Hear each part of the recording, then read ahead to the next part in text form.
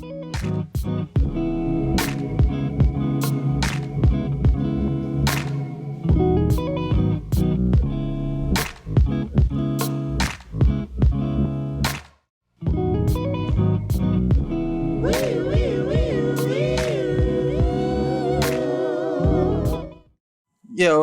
good people.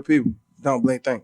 Welcome to the show. What up, baby? So, in honor of his 49th birthday today, we gonna pick Don't Blink, Think.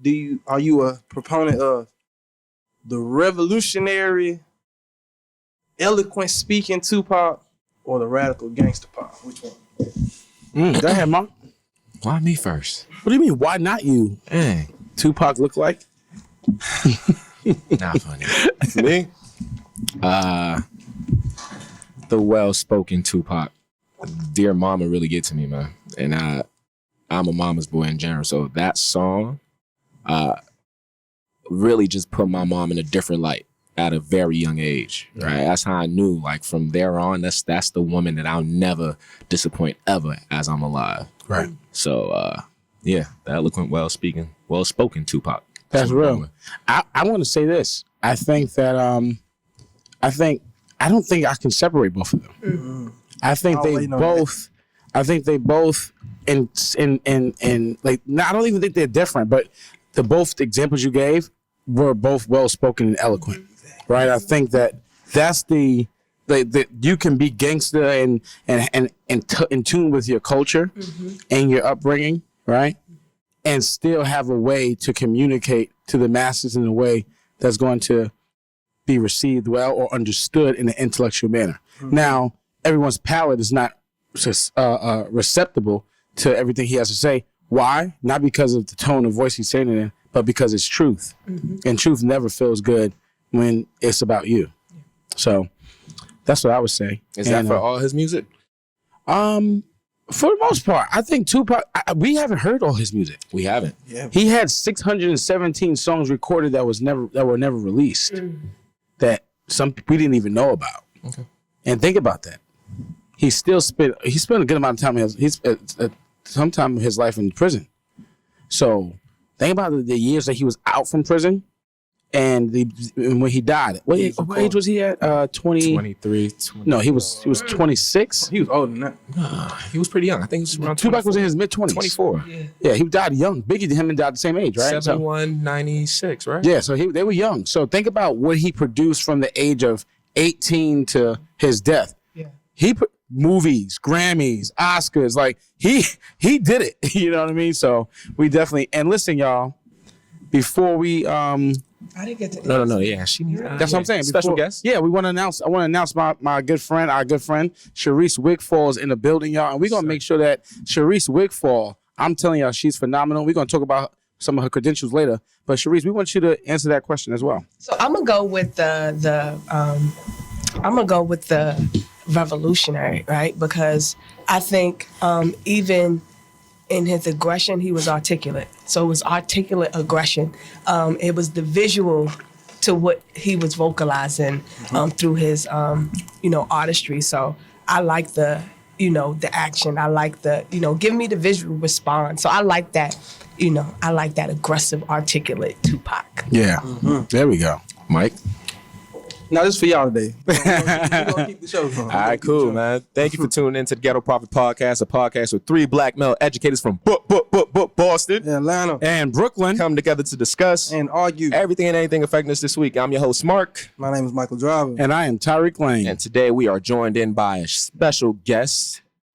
What up, Sharise Wigfall? Am I saying that? Go ahead. Say it louder. You got say louder in the prayer. Go ahead. Sharise Wigfall, here in Brooklyn by way of Harlem. Hey, Harlem world, stand up. Am I introducing myself or you? Oh, no, I do that. Oh, Mike does that. He's the host. All right, Sharise, thank you for joining the GPs today. I want you to tell the listeners a little bit about yourself and what institution did you go to as an undergrad? Ooh, okay, so a little bit about myself. And it's so funny when I'm talking about my, and I was just joking with Tyrek in the car, that when I speak of my academic journey, it's very strange story, right? So, I'm a high school dropout, and one day a light bulb came on that you're getting older and, there won't be room for you in mommy's house if you're not doing nothing with your life. If you grew up how I grew up, right, you got to be doing something, right? So high school dropout, one day a light bulb came on, and because you're educators, I can speak to my experience and what led me to dropping out. Is just I'll say this, and then you can kind of create your own definition of what my high school experience was like. So I met my guidance counselor the day I dropped out. So that will explain my high school experience. So I met my guidance counselor for the first time when I dropped out. So left out, and what was frustrating is that she did not stop me. So I was just like, cool, all right, bet. So, one day a light bulb came on. I knew I had to go to school. Went, got a GED, knocked it out first try. Enrolled in Monroe College in the Bronx. There I pursued criminal justice. Got my bachelor's under 3 years, and went on to grad school twice. And in the fall, I will begin my PhD in education with leadership and administration. So, yeah. Oh, I'm so proud. That shit sounds so good, so sexy. Dang, man. But just to before we dive into today's show, I want to check a post on every single one of us that's sitting at this table today because a lot has been going on. And just when you think that things will die down based off the movement that we were doing along with the protests, speaking out, just writing letters, making phone calls, the shit hasn't ended. So before we begin, I just want to know how people feel. And Sharise, I'm going with you first. How do you feel mentally, physically, well-being? Just tell me how you feel. So this morning I had a honest conversation with a friend of mine. I was just like, I'm in a ball of emotions. Like, some days I'm up, some days I'm down. And today was one of those days where it was just like, enough. And just so much. You're just trying to live. You're trying to survive. And, I'm okay now. But, this morning just, reflecting over the various instances regarding Black women over the last few days, I'm just like, it's been weighing me down. So, I am a roller coaster right now. So right now I'm good. I don't know where I'm going to be at 45 minutes from now. But, I'm maintaining, I'm alive. I'm breathing. Now, do you have someone that you could talk to openly, freely? You feel for sure. I got a couple of group chats going, right? Where it's just like, yo, and everybody knows what the yo mean. So got some, circle of sisters and some guy friends that's just like, we got you. Yeah, so. and that's what's needed. Tyrek, man, right now, I feel like I'm all right. The last couple of days have been all over the place for me a little bit. So many different developments when it comes to Educators for Justice. Some amazing things. A few things that we had to adjust, but on the personal note, I actually had I would say a better weekend than I've had in a long time. I took this weekend to kind of enjoy myself, to really dive deep into myself, just do things that gave me strength. I would say I had the blackest picnic a person can have. On Saturday at Prospect Park, went, played had some games, ate Ethiopian food, laying down sideways, blasting. No socks. No, I had my socks on. No, I took them off. Blasting To Pimp a Butterfly, Kendrick Lamar. So it was just black. I just felt, I was just like, yo, I'm black. So, and I think finding moments to celebrate that. Yeah. Right. And so much with that's happening, and it's just so painful, everything we see in our society, that oftentimes you forget to celebrate the culture we do have. We have a lot. Yeah. I mean, it's beautiful. So I would say I've done well. Yesterday was a little interesting, a little emotionally trying.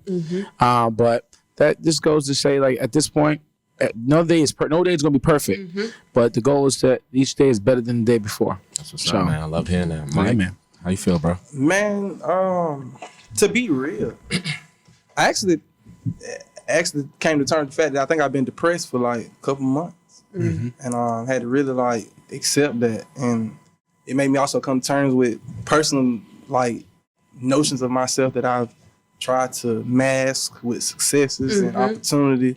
To the point where yesterday, I actually stepped down from my doctoral program. Wow. Because I just feel like Mikal Driver was good enough. And I feel like at the time when I was trying to get my doctorate in 2018, it was to prove something to people. To let people validate me. So I could feel like I'm going to be on top of the world when the world flips over and I'm 35, 36, whatever. But I'm gonna do all that still. I just don't know, in what manner, but I'm gonna do it. Same thing with Prodigious Academy. I took a break. I just stopped. I do a lot of things. Like I rush to respond because I want my work to be accepted. And you find yourself in spaces that don't allow you to feel like that. You can start moving. I think I've been like this for a long time. I've always just been moving too fast sometimes.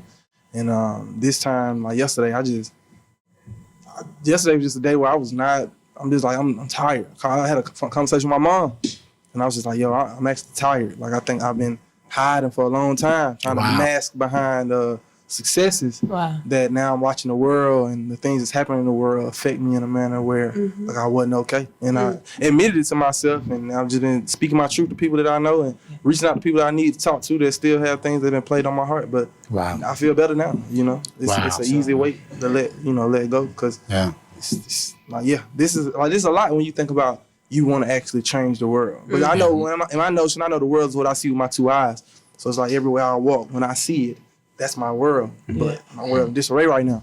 And I feel like I ain't have no control. That's the problem. Like, I can't control this. Like this is not one of them controllable situations. This is one of them prayer, and you figure out how, like, the best thing I can do for somebody else out in this world is actually be vulnerable enough to say that if I was one of the strongest people I had a vulnerable moment. I wasn't that strong this time. And I hope like you can let go too, so that way you can get strong again, because that's all it is. It's just going, like, your muscles get weak, so you work back out. Right. And that's it. So Yeah, man. So for me, I've been really just telling people I've been doing fine. And the reason being is because I always think about the number one, the good thing that comes to mind when people ask me how am I doing, because that's what puts a smile on my face. If you're asking me how am I doing, that's gonna automatically put a smile on my face. Like, wow, this individual really care about me, right? I'm not the one to go ahead and spill what's actually wrong with me, unless I'm in therapy, which I have been going to for some months now. A lot has come up, not for me personally, but for like our nation, right? Is what I've come to realize is that I don't like saying the word black. Like it just sounds so weird coming out of my mouth. Black people, black nation, my fellow black friends. And that word black is just something that just, that just irritates me. And me and Michael was talking to each other on our way over here, and he said African American doesn't sound right to him. So I'm actually sitting down and just thinking about it. I'm like, it's not black, it's my people. It's my nation. It's my community. I'm getting into a space where I could feel okay with just saying that. That's my woman. That's my guy. Like, yo, we are one. That's how I need to start thinking about that, because saying that word black is just, it's just like, I don't know. It's just something that fires me up, but it's something that's been inside of me for a while now. When you say fire up in a good way? Or? Nah, not in a bad way. It doesn't sound right coming out my mouth. Like the bitch word. It doesn't feel, I barely say it, because the first time I said it, I realized how bad it treated that person. I've realized the pain that it brought to that person. I knew that, wow, that word is so powerful. I'm going to refrain from saying it. And ever since then, I refrain from saying it. Yeah. So the word black is just the same level I'm putting it as. Wow. So for me, physically, I'm doing well. I need to start eating well. I need to start taking your regime. You see start eating trees. I know, right? I need to start eating trees. But mentally, it's been a lot has been going on, a lot to break down. But again, I am happy that we're on this platform today so we could talk about what's actually happening. Right? Yeah. And just I didn't mean to cut you off, bro, but we got to go ahead and shout out our queen. Right? Yeah. So our queen that we're shouting out is Carol Horn. If you guys know, Carol Horn is a former Buffalo, New York police officer who actually, well, I don't know how we would say this, was fired her 19th year, just before her 20th year of getting her pension, due to stopping a fellow officer from a chokehold that she saw was getting out of hand. and I'm pretty sure the Buffalo Police Department said that fired her because she was a detriment to the rest of the officers because of her protecting a civilian who was following orders. And I said that, and I wrote a quote down too. It's pretty much saying that Black women's life has never shown any value. And that would just lead us in today's topic, really. Because if Carol Horn's story's not out there as it was supposed to be out there back in 2008, that's a problem. We got a bigger problem on our hands. And that would lead us to just talk about why our women aren't valued as much as Black men. During last week, we saw a lot George Floyd, a lot of police brutality. Again, we're not seeing as much publicity on Breonna Taylor. That's a problem. Toyin. That's a problem.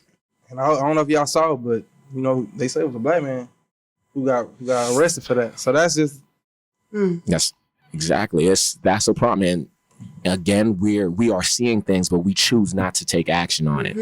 All right. Again, like I said, the reason why George Floyd's case was so big is because we publicized and we were stuck in home for 3 months. Yeah. So why can't we do the same thing for Breonna Taylor? Yeah. Who is our woman, a future mother, a future nurse. She had everything laid down for her, and we're not speaking as much as we're supposed to. Just turned my age. That's crazy. That's the crazy just part, turned right? 27. And what's gruesome is when her mom is telling her story, how they gave her the runarounds. So I have to ask you all this: why isn't her story being as much publicized as George Floyd? And I'm going with you first, Sharise. I think it has a lot to do with, again, timing. We were at a standstill, as you already alluded to. So now, we have time to watch TV. We have time to give these things our attention, right? Because I essentially believe, if we were up and running as usual, we would have heard about George Floyd, but we might have not heard about him. And we probably would have never heard about Breonna.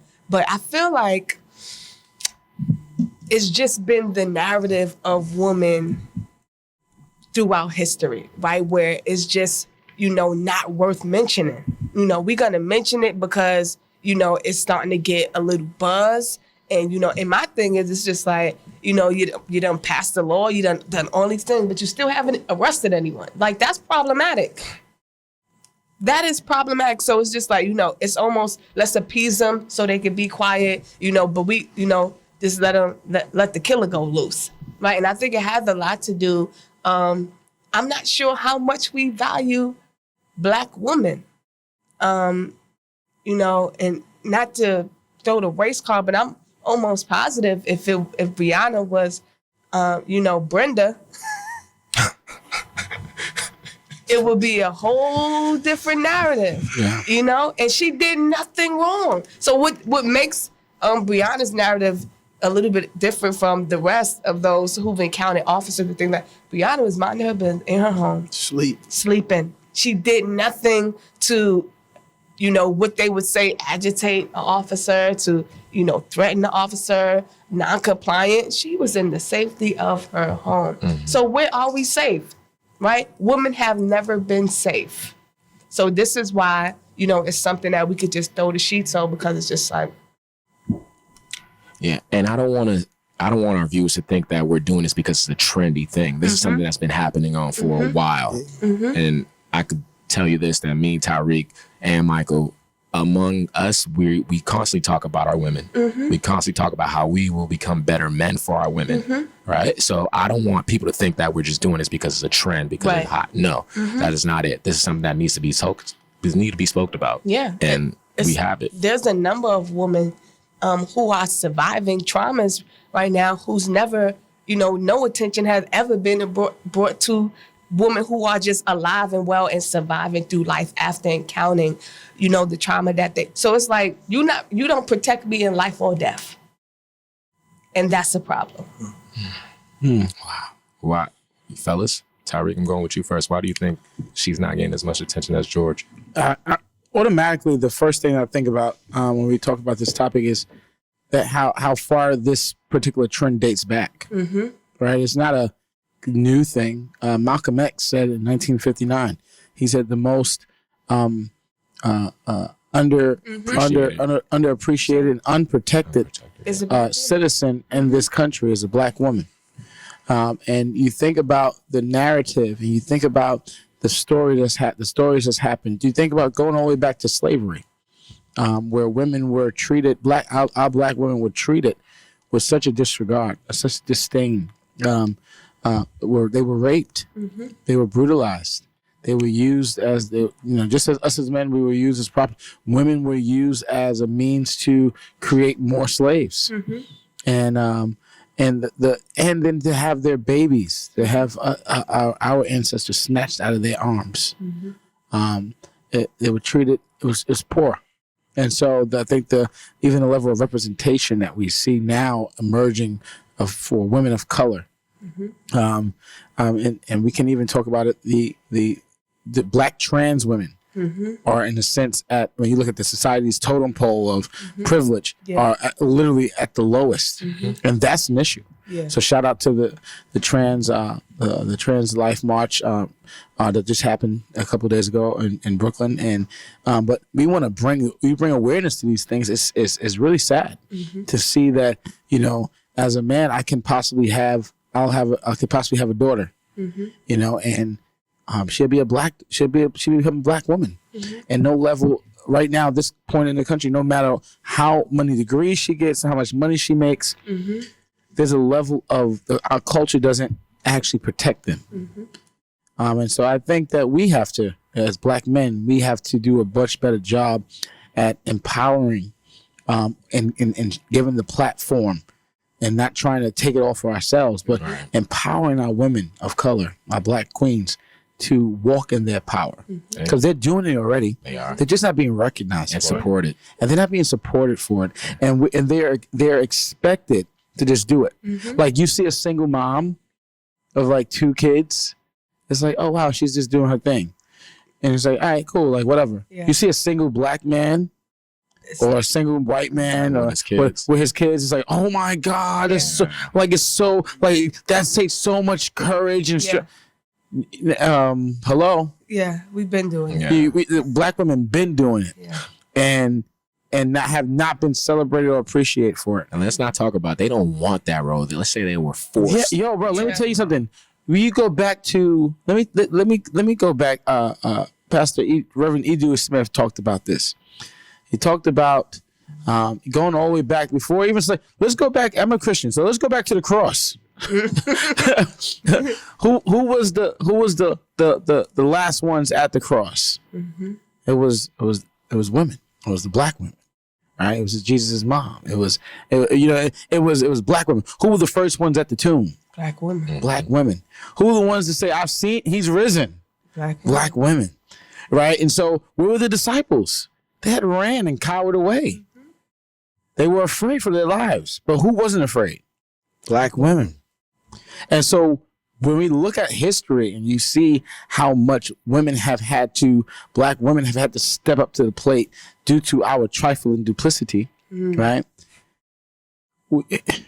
It's amazing that it's like, yo, when are we going to begin to realize how much and how valuable and how real and how much of a jewel they are, right? And we call ourselves kings. A king can only be with a queen. With one queen. With a queen. Not okay, one. Yeah. I'm with it. To me, I didn't even need to say it. I just knew that was the case. But for those out there, but it's just a king is married to a queen, bro. And a queen deserves a king. Thank you. And so it's sad that a lot of our black queens have been experiencing nothing more than serfs who masquerade as kings. But that's another story for another day. Right? Wow.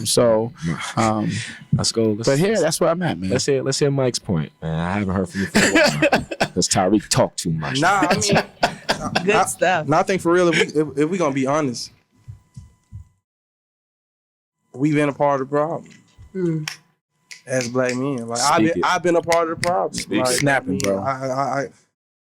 I've been toxic. That's the only way I can actually provide some support is like hopefully like some young male that I know or like one of my homies see this opportunity to say like, yeah, me too. Because we really been a part of the problem. Like you gotta think like you meet somebody, you get them emotionally open to you, vulnerable to you, and then something happened for you. Cause it make your life switch and then you just stop. Yeah, I think I need to work on, or I'm the king of that bullshit. I'm the king of, I got to work on me, nigga. Damn, how long, you know what I mean? Like how long cause at some point, if you really need to work on yourself so much, why did you project this to me? And I wouldn't be mad if a woman asked me that, but you projected to me that everything was okay. You projected to me that we were going to be able to take a step. And now you got me all open emotionally for some creep to come in.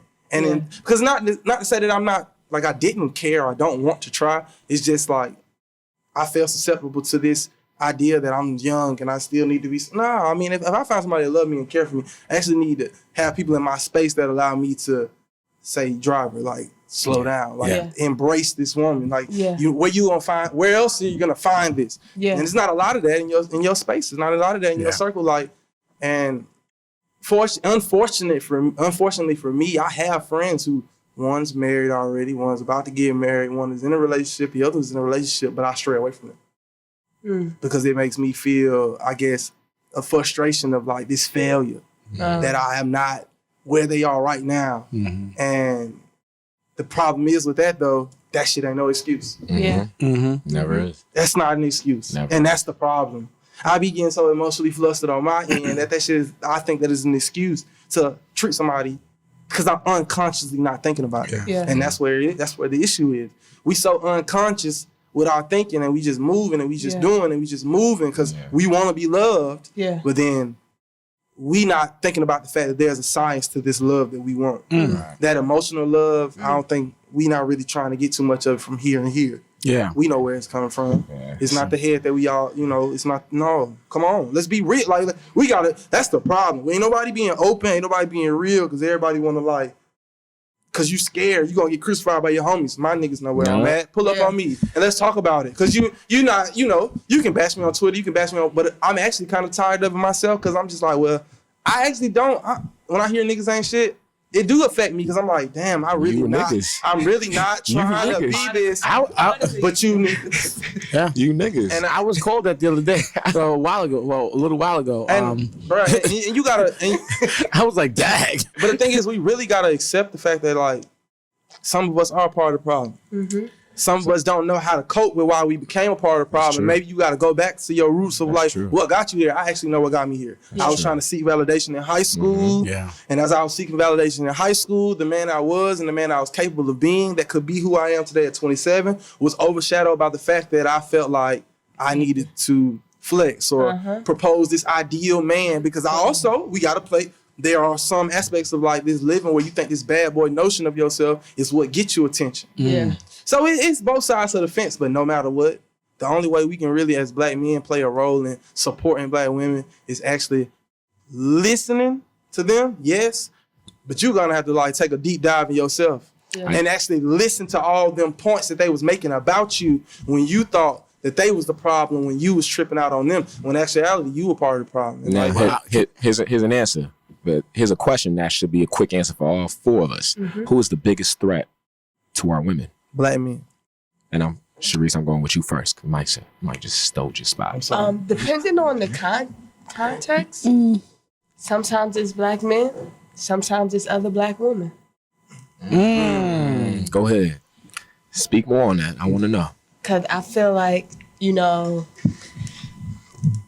when I reflect on life and try to identify who were my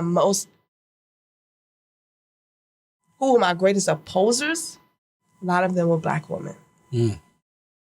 Right? So just trying to, crawl out of that and say, and, relieve yourself of the idea that, I'm not good enough to be received by my own is challenging, right? It took me years to find a mentor. because Black women just, I don't know. And I'm just like, sis, I don't want to replace you. I want to stand by you. Right? So it depends on the content. Then there's Black men. Then there's Black men who just, and I know a challenge for me is just like, just see me for me. Don't look at, what I'm presenting. Because I can't help that that's what I present. But see me and pursue that, right? Pursue that. So I think it depends on the context. Sometimes it's Black women, sometimes it's Black men. And I appreciate your elaboration on how you might have contributed to some of the struggle Black women go through, because I never hear men say that. Black men say that it was me. I didn't appreciate that. And you don't start to appreciate it till, your circle starts to appreciate what you devalue. And now you on the outskirts, thinking to yourself, I had that at one point. And it fell straight through my hands.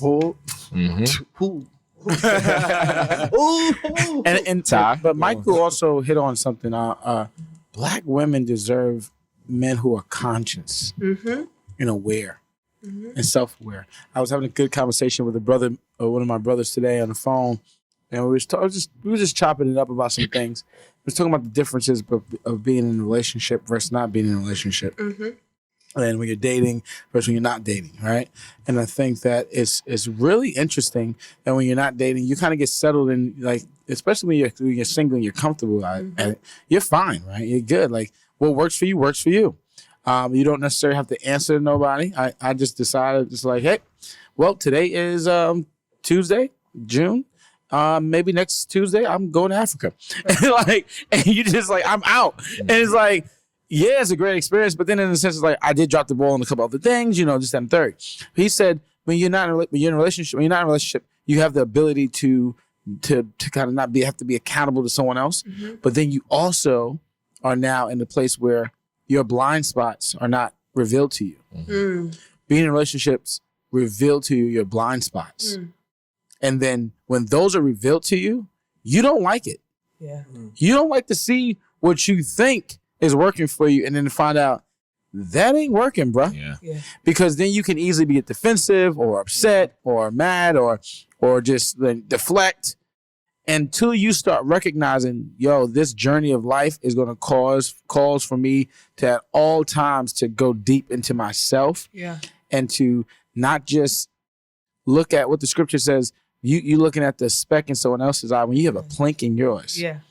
Bro, I got a plank. I got a couple planks in each one, right? And so I got beams, right? That you can tightrope walk on. And that's the reality of it. And so in community, in relationship, right, you experience these things. And I think a lot of times, historically, Black women have had to mother their husbands. They've had to mother their boyfriends. They've had to mother their bosses. Right? And so you think about this and you're like, golly, when is the break going to come? And then why do we think that when they get to this place of success and they begin to accumulate resources and things, that they're not just willing to share that with any old body? Yeah. And then we deem them as, they stuck up. Oh, she's this. Oh, she's that. Right. Her standards are too high. Yeah. Your standards are exactly where they need to be, because godly, you should not have to entertain or lower them or compromise because some man who may want you is not conscious enough to understand your worth. Yeah. Or conscious enough to understand himself, trying to seek validation. Yes. Through feeling to be empowered by your woman, but you seeking validation through her, what she do for you and how she do it for you, so you can go talk about it. Yeah. That don't make sense. And to add on to Mike's saying, Mike, you dropped a lot of jewels when you was talking, man. And honesty, right? That's something I always had trouble with when I was with my ex. Honesty was always a thing, because the way I was raised, I seen my dad, my uncles, the way they dealt with honesty, and it wasn't the right way, right? Let's say they didn't know the word honesty. Like, honesty wasn't in their vocabulary at all, right? It was just move the way you move and live the way you live. See, me, I was always putting my girl on the all-time high, right? I would always talk about her. Yeah, you know, my girlfriend's this, my girlfriend's that. She's everything to me, right? This is the person that I always imagined of having kids with, placing the ring on her finger. Just a full out wedding, right? And a matter of a blink of an eye, you could just mess that up, which I did, right? You wake up one day, you live in a happy home. The next day, you're sleeping in your car, right? And again, it's like validation. That was my problem. I was a part of the problem. I was niggas.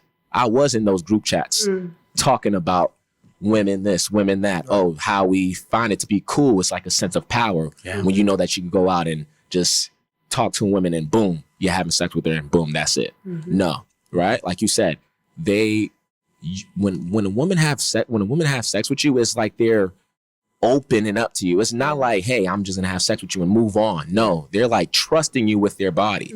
And in a way, I was in a position where I was causing harm. I was bringing harm. I was bringing harm in my home. Yeah. And it took me to realize that, oh, I have a problem. I need to go see someone to talk to. And it's not going to be only her. Right? And I see that. And I want to go back to the question that I asked, who is the biggest threat? It's us. Right? Yes, white supremacy, they're a threat too, but the number one, black men needs to have our women's back at all times. At all times. They should know that we're there when there's a trust fall. Yeah. If we're not there, then they're put in this matriarch role that they don't want to be in at first. Like they are forced into that position. Yeah. When women are forced in that position based off husbands not being there, based off guys not there to raise their kids, based off going out and dealing with other women. No, it's not cool. Steven Jackson said it best, right? It is not cool to have all these women. All these baby mamas. All these baby mamas. No. Number one, you lose money. Number two, really, who are you really doing it for? You're messing up the black home. Yeah. Listen. And then I say that I grew up in a home where it was my mom and my brother and I. And we had my grandmother, and we had, she had some help, but my dad wasn't there. He was in prison, for about 13, 14 years of my beginning of my life. That's real. Yeah. I could imagine being a 25-year-old woman raising two boys now on your own under two. My brother and I are only not even 2 years apart, less than a year and a half, right? And so you start recognizing like, dang, there's a lot of issues that we got to overcome and that she had to overcome. And I think the issue is there's so much unhealth. And I looked at even in my family tree. I looked throughout my family and the history of my family. And I don't know if a lot of people can say this, but infidelity, it runs rampant. The idea of men having multiple women at the same time and raising multiple families is something that's it runs rampant. And you're like, what in the world? Having 3, 4, 5, 6 baby mothers. Yeah. And it's like, yo, these are generational curses that I am like, God, I need to break this. Yeah. Because I was sharing with a close brother of mine the other day. I said, yo, bro, there's this war that I have to wrestle with. Yeah. One, I as a minister. 2, as an educator. 3, as a black man, right? That within that, there's so many different dynamics of things that's pulling at me. Yeah.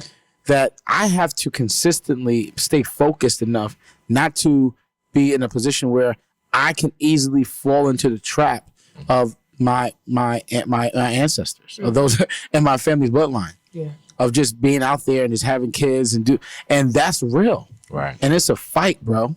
It's a fight, and it's a fight to maintain that clear-headedness, to know, and I say this clear, and a lot of us I heard this at a young age. Tyrek, don't let your little head think for your big head. And sometimes as a grown man, as a 30-year-old man, right, getting ready to be 30, I got to think about these things. You old, bro. I know, right? But I got to think about these things, and it's real. That's real. It's like real. How many scenarios?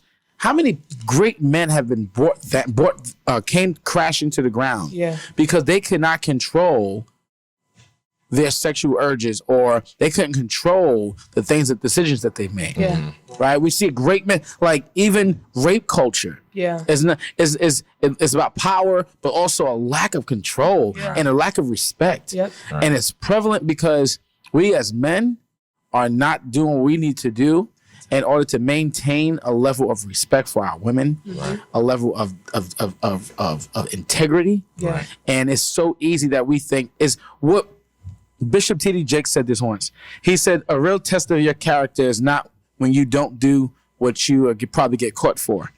It's when you decide not to do something that you know you're going to get away with. Now, now, listen up, fellas. We're talking about it. When are we going to actually be about it, right? My close friend of mine I was talking to yesterday, she said, I felt so stupid after she told me that. I asked her, well, what do you want to see? And I thought about it. I'm like, that's not a question for her, right? It's a question that we have the answer to as guys, that we should stop whatever we're doing. Like the group chats, like Michael said, we might get shunned upon based off us shifting the conversation. Yeah. Like, no, this is not cool. Let's talk about something else. Let's talk about something that's going to empower us as men, as women. Let's talk about financial needs, which is number one thing that we all need. So I don't care whether I'm gonna get shunned upon. I don't care about that. Let's just talk about. Can't move past it. They can't, right? So what do we need to do as men? And this is a question for you, Tyrek, and you, Michael. What do we need to do? Let's not talk about it. Let's be about it. The only thing that I know to do at this point is because I have a real notion about anybody past 23 on fool with you. Because you set in your ways. And we got to realize that. Like, we got people that set in their ways. Feel like the only way we're going to do anything about this for a future sense is everybody younger than 23. There's a 22-year-old that can still, like, not get caught up in this hype culture of you a superstar athlete and all these women want your attention. But guess what? There can either be one woman that you give your attention to or no women that you give your attention to. And you can engage with as many as you want, but you got to realize that you can't have sex with everybody. Actually can't have sex with, you can't, it's really not fair to just because you single to have sex with 3 single women. Because we know for a fact that everybody at this table know for a fact that nobody has just enticed you that much to where you just gave your body away.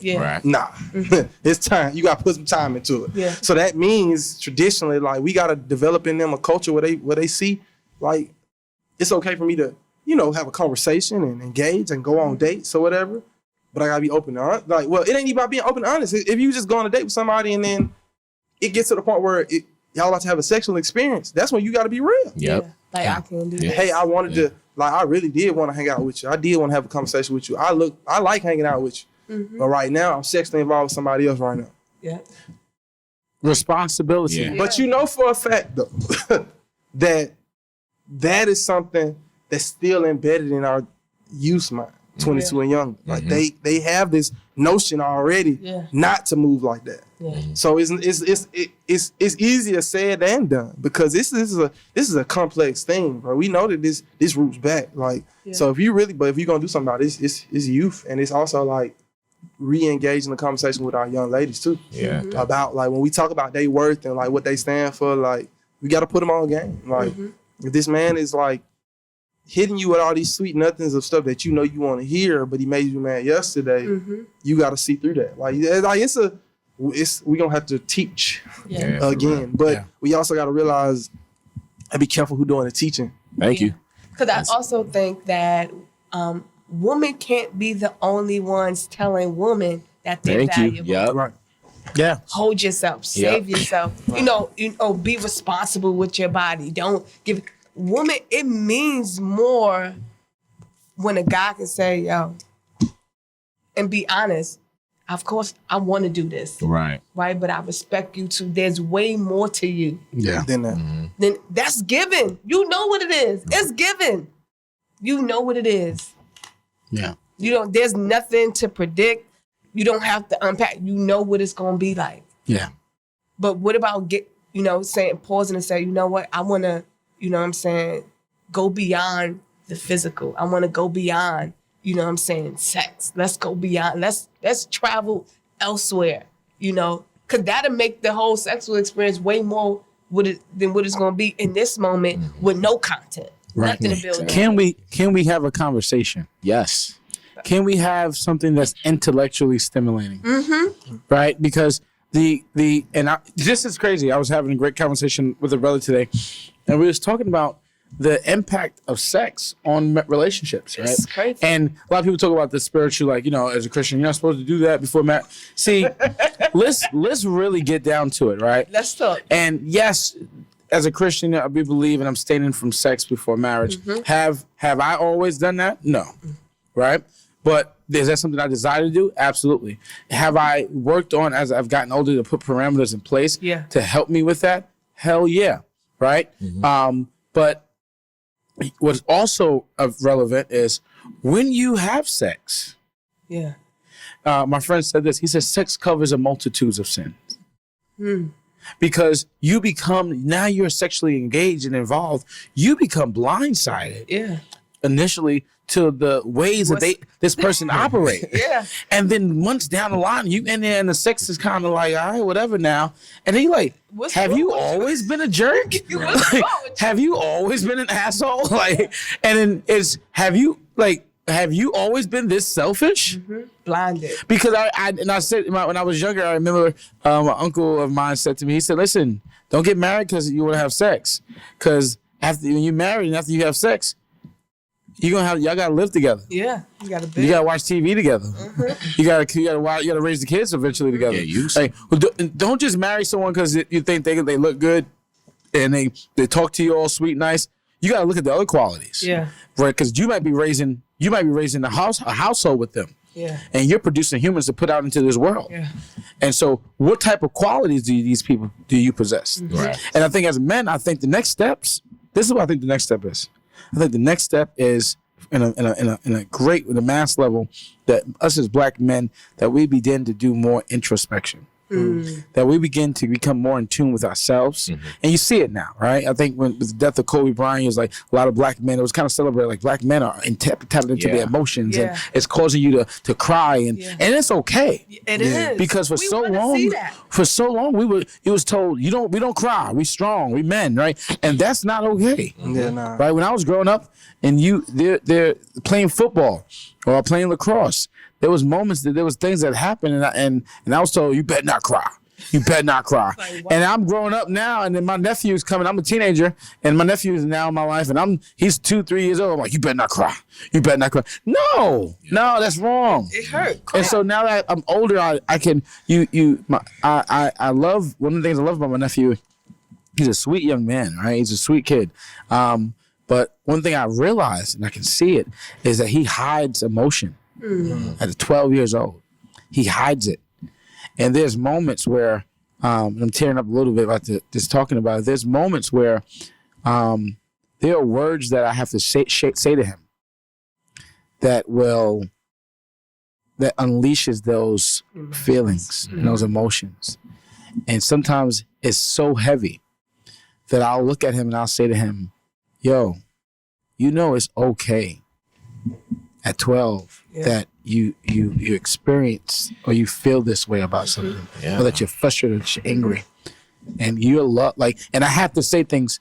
You messed up, but you're not a mistake. And I remember saying that to him one time, and when I say the tears and that he just cried, because imagine when we were younger, if we had been told, you messed up, but you're not the mistake. And you're not a mistake. You're not a failure. You that was a loss. That was a bad decision you made. Imagine the buildup of those tears, though. Oh, they come from deep. They come from deep. And to just surface and then just float. I cry when I see it. People don't. It takes courage to cry. Yeah.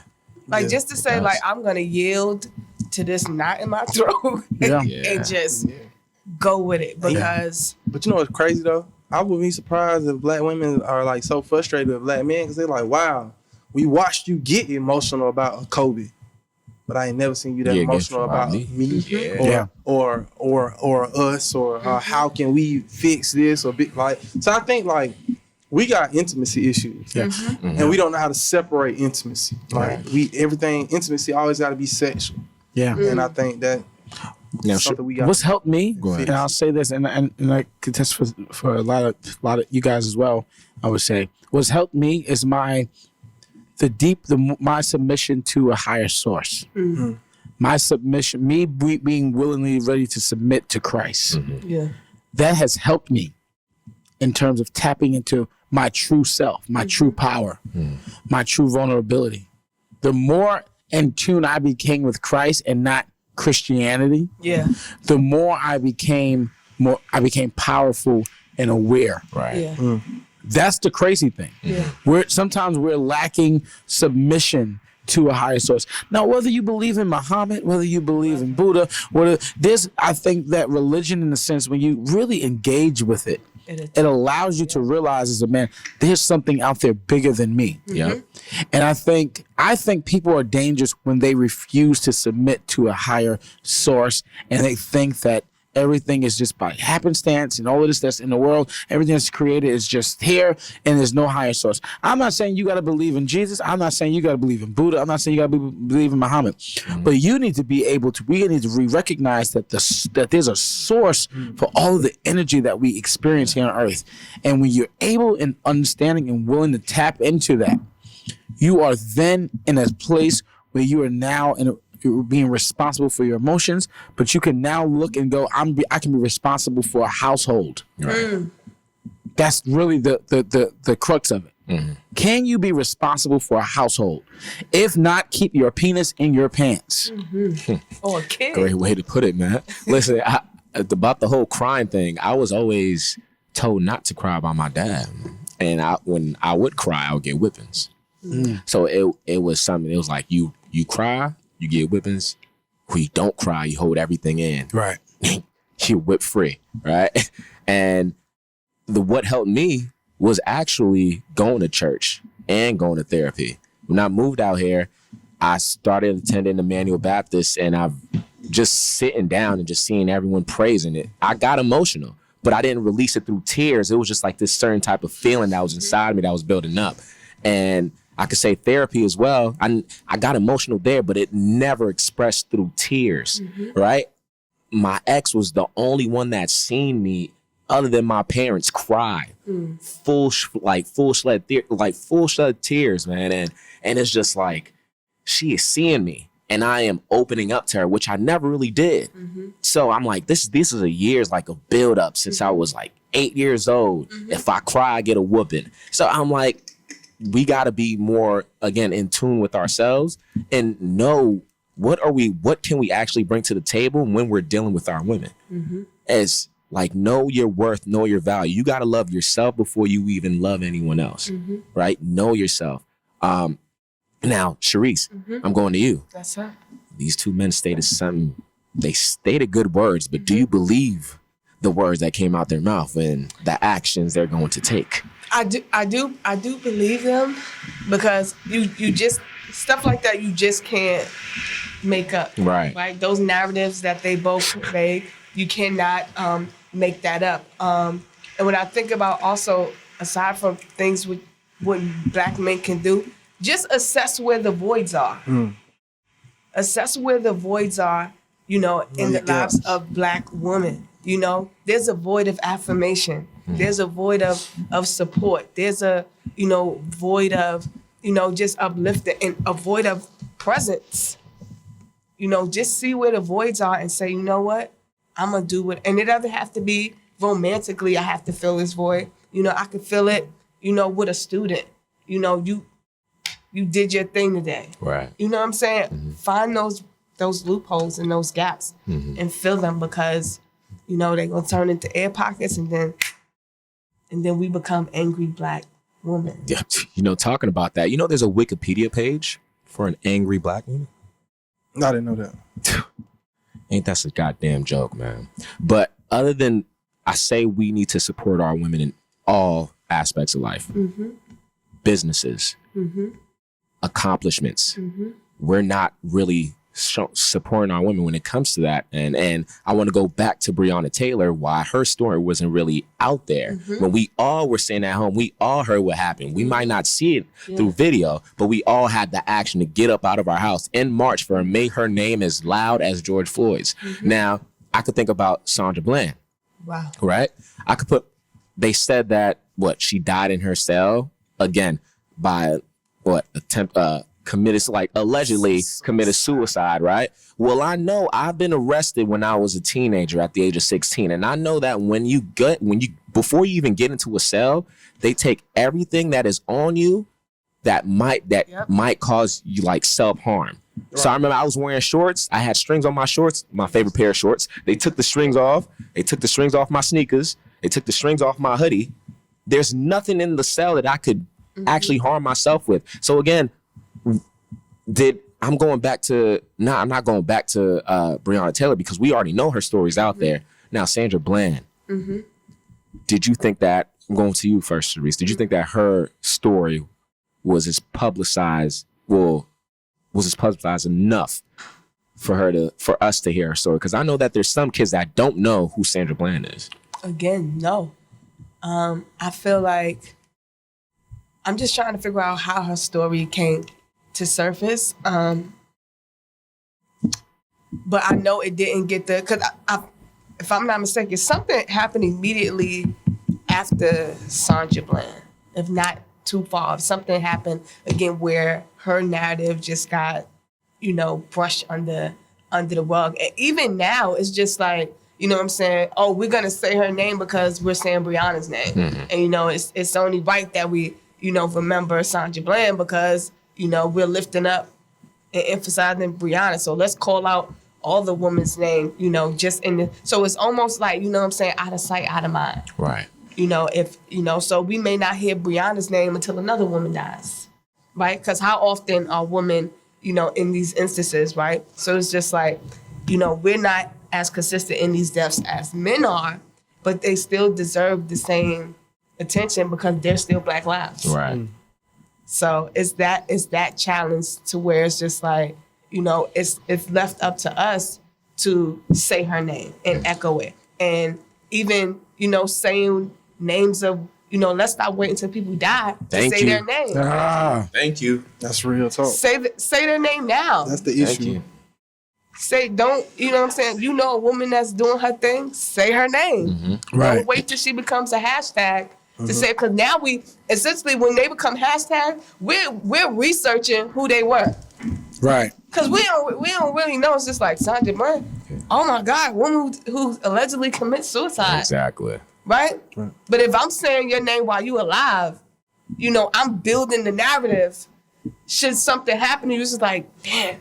Yeah. Now here's the three names that I want people to know: Alicia Garza, Patrice Cullors, Opal Tometi.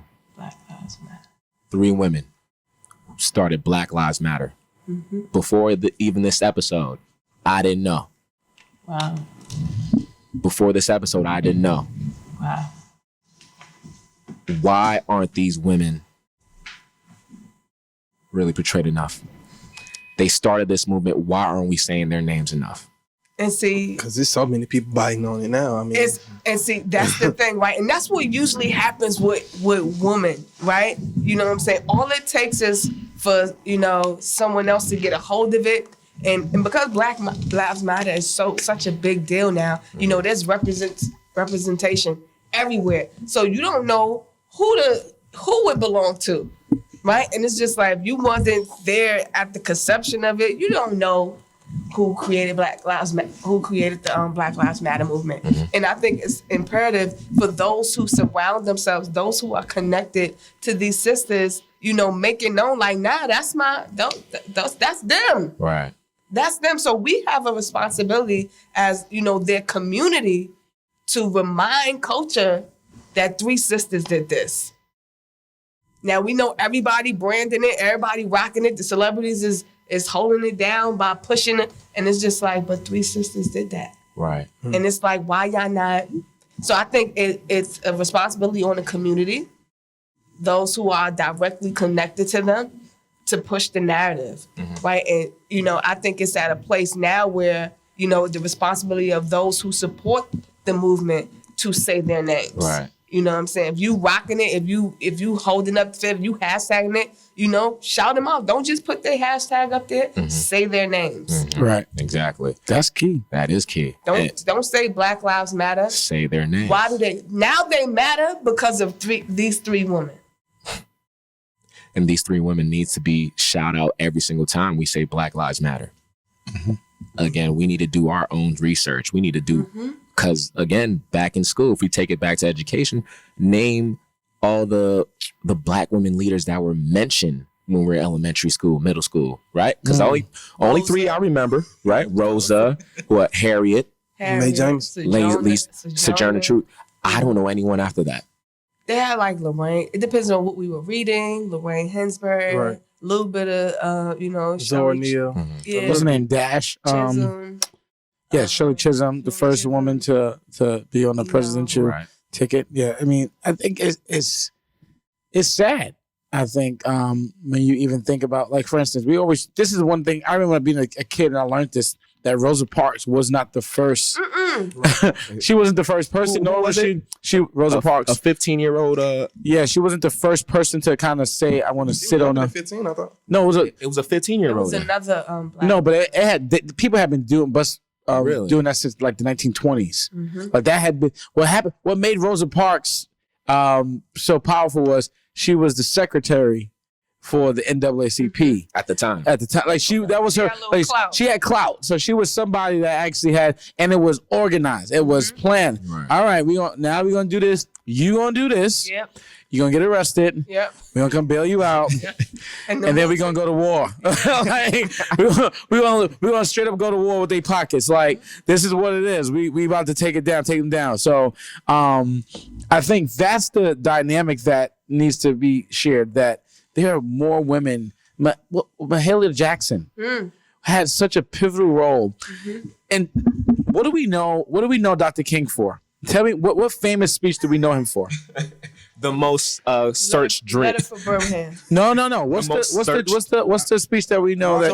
March on Washington. What was the name of that dream? I mean, what's the name of that speech? I have a dream. You know, Why did he give that speech? Why did he proclaim that? They told him to do it. Who? Whoever. Mahalia Jackson. She yelled out when Martin Luther King was getting ready to give a sermon. She said, "No, tell him about the dream, Martin. Tell him about the dream." That's gonna give me chills. And he looked back. You see it. You hear him. You hear her. Tell him about the dream, Martin. Tell him about the dream. Because she was like his encourager. Yeah. And you see in some of the movies, he's always calling somebody and they like singing like a hymn or power. And he looked and it said, "I have a dream." Wow. And then boom. Everything like it. So when you think about the encouraging moments of Coretta, right? Of people look at her as, oh, this is meek woman. Coretta was the movement. She was the force behind it. When he was in jail, and I said this the other day, Martin Luther King has spent almost 5 years in prison of his life in prison. Behind bars during his time up like in the forefront. Almost 5 years. She was holding it down. Who held it down? She did. That's same with Winnie. Who brought the she held it down at home, and then when he was in prison, she brought Malcolm X down to Selma a month before he was assassinated to speak at the church in the civil rights movement. That's big. The backbone of our nation are Black women. And I think it's imperative that, and I'm all for, highlighting icons and, historians, but I'm just like, young people need to know, like when I'm working with young people and young girls, essentially, I'm telling them about the women who are encouraging me currently. I don't got to open no book. I'm surrounded by a positive Black woman, right? So, would you learn to speak like this? How do you do it? Yo, I got a dope mentor, right? One day maybe I'll bring her in so y'all can just see how saucy she is, right? They have to know who's affecting us. We ain't got to open no books. We are surrounded by communities of powerful Black women that can serve as that are examples to us, but can serve as examples to the next generation. They need to know that we didn't just arrive here. And we didn't arrive here on what somebody gave us in a book. We arrived here about the people who are alive and well and active in our lives currently. So we have to say the names and expose young people to those who are, moving and shaking and making impacts on us. Because we don't just show up. Facts. Oh, Tyrek, great. Educators for Justice, boom. Somebody sowed a seed. Yeah. Somebody's watering the seed. Yeah. Yeah. And I think like something that's big on what you saying too, it's something like Dick Gregory said. Yes. But I'm going to just go with some. He said, I'm going to say some. He said some entertainers and athletes ain't shit. And we've been giving them too much power all this time. That what I think one of the biggest detriments that's happened is we lost our children. And we lost them years ago. Yeah. And the reason why we say years ago, because some of those lost children are my age, 27. Like, they the ones perpetuating these ideas that make us fight for so many means that we missing out on. Validating our own women. But like making sure that we don't gotta validate them. I don't even think you gotta be through a business. Another day, it's emotional. It is it is real understanding that there's a separation between what you thought about the woman and what you really need to comprehend, which is you wouldn't be here. Right. You couldn't, like, half the darkest moments in my life, there were women who've hit my line. Oh yeah. Like, hey, I got some aunts that pick yourself up. Like, I don't know what you doing. Yeah. Like, we not doing this. Like, it's not gonna happen. And I think one of the crazier thing is we've just been giving too much power to athletes, entertainers that we don't know how to celebrate our own. So then, if you want to take it from perspective, there are a lot of women who project this ideal that the normal man has taken in and gotten accustomed to, and you be trying to pull some of that fantasized ideology about women that you getting from a celebrity who you don't even know if she think like this for real or not. Right. However, you can't walk up to the next lawyer or doctor or nurse or minister or just a mother that way and just think we gonna be able to just go as business as usual. Right. So yeah, it's a lot of influences that we've been giving power to too long that have affected how we think, how we treat women, how we treat ourselves and stuff like that. Yeah, absolutely. Go ahead. No, go ahead, bro. I'm just agreeing. I could just think about me myself as a young age watching BET at night, right? And seeing how women are portrayed. Oh yeah. Right? What was it called? BET Uncut. BET Uncut. Oh yeah. They're just seeing bras and panties everywhere flying. It opened up with cheeks. Just everything. Right? And I'm like, wait, what? But I knew this was wrong at a very young age, but I was so entertained. Yeah. There's a lot of us that are entertained. We are entertaining it outside right now. And we're not doing anything about it, but continue on entertaining. Yeah. And that's why I think what we're entertaining is we're not just entertaining things of that nature, but I think the sexualization of Black women. The over sexualization that they experience and that they have to go through, and that we encourage with our viewer, with our views. We're tuning in. Then one of the porn industry has blossomed into this multi-billion-dollar industry. It's multi-billions involved in that, and I think that it's just indicative of our culture. It's indicative of those that was celebrated, right? It's indicative. You see the plastic surgery industry has blossomed throughout certain places like Dominican Republic and South America, because women are literally going there to those places or in Miami, and they're getting their butts done. They're getting there. Now, I think, listen, if you want to get your body done, get your body done. For you. For you. Yeah. Do what you do. Do what you got to do. I am not trying to police no one's body or say what, but I'm thinking, when you really ask some people, what's the purpose behind that? Validation. What are we looking for? Right? And so you think about these things, and it's really sick, right? But I think that I'll say this, I was exposed to pornography at a very young age. Yeah. And that impacted the way I viewed women. That impacted the way I treated them. That impacted my relationships. That impacted the age I lost my virginity. Like that you think this is how it's supposed to be done. Yeah. And when you look at porn is nothing but a way that it recalibrates your mind in such an unhealthy way that it changes your understanding of sex from something that's like I'm giving to, as a man, I gotta get, take. And the things that's happening in porn is so fake that when you start experiencing real sex, it's like, you like, what's going on? This is not what are you doing? Like it's like, and it's like it's different. It's like what, and then you feel like reality is not fantasy. right. And you be upset. I'm like, what's this? Like, and That's what hit you, make you think it's not enough. yeah, and then I gotta keep going and getting more and more. And I look, and then you look back on your life and you go, yo, I was tripping. And then I look back on my life and I'm like, damn, I was really, I messed up. I did the wrong things. I said the wrong things. I thought this was the right thing to do, right? And you really see some of these interviews with some of these women who are in the porn industry, especially our black sisters. They have a level of brokenness that is really sad. Is heartbreaking. It is. And the fact that we have the largest sex trade right now, we're in Bed-Stuy. The highest place right now where the sex trade is the highest is right over there in Utica and Fulton. That area by Boys and Girls High School. It's sad. In Brooklyn, New York. Jesus. And that's happening in our community. It ain't Atlanta is like one of the number one cities for it. Yeah. And it's sad, bro. So that's just it's sad, man. You think about the things that's happening, the Super Bowl, the NBA Finals, the World Series, and this is where bro, let me tell you how deep it goes. You see those people that be on the train, you see some of those guys that be on the train selling DVDs. Yeah. They did a documentary on them.